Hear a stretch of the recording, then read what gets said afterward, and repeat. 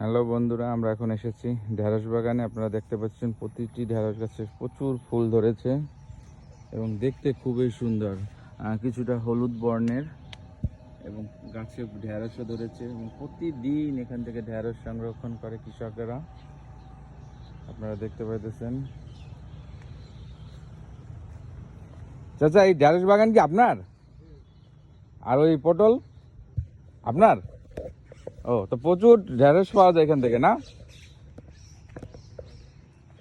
দৈনিক আপনার কত টাকার ঢেঁড়স পাওয়া যায়? একদিন বাদ দিয়ে কত টাকার? 500 দৈনিক, মানে একদিন পর পর। আর ওই পটল? ও, মানে ওইটা কি আপনারা কি রেগুলারই পটল উঠাতে পারেন না অনেকদিন পর পর? 8 দিন। কিন্তু পটলের তো দাম বেশি তুলনামূলক হবে, না? কম। এটা নির্ভর করে আপনার। কিন্তু আপনার তো দেখা যায় যে খুবই এই গাছগুলো খুবই হৃষ্টপুষ্ট, বেশ ভালোই সুন্দর হয়েছে। চাচা, ভালো লাগলো আপনার এই সবজির বাগান দেখে। ভালো থাকবেন, ঠিক আছে? ওকে।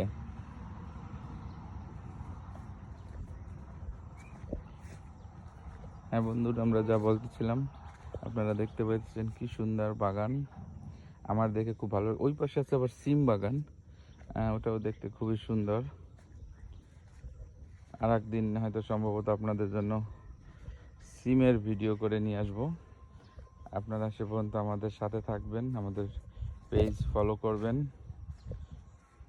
যাতে আপনাদের জন্য নতুন নতুন ভিডিও এবং আপডেট আপনারা রেগুলার পেতে পারেন।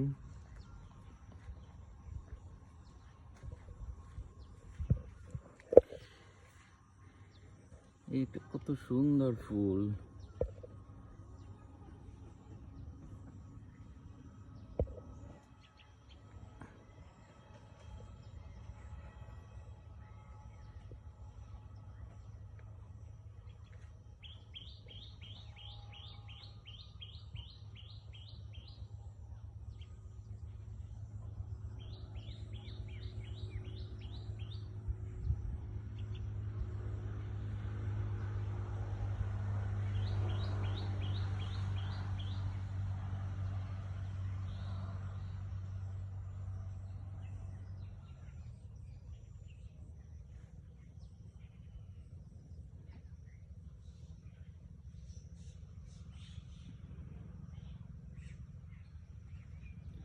বন্ধুরা, আপনাদের সকলকে ধন্যবাদ।